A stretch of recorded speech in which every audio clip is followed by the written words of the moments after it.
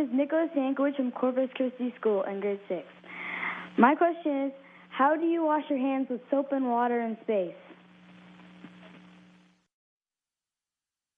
How do we wash our hands? Nicholas, I brought something to answer your question.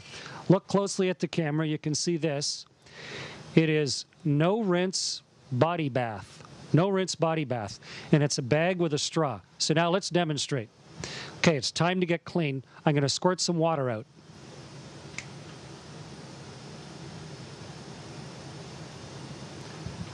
So we have a big ball of water, and you put it on your hand.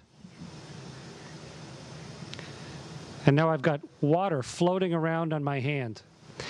And so I'd wash my hands up with that. And then grab a towel.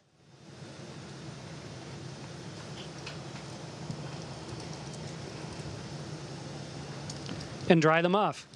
So that's how we do it. We use no rinse. It's a special type of slightly soapy water, so you don't need to have a bunch of fresh water afterwards.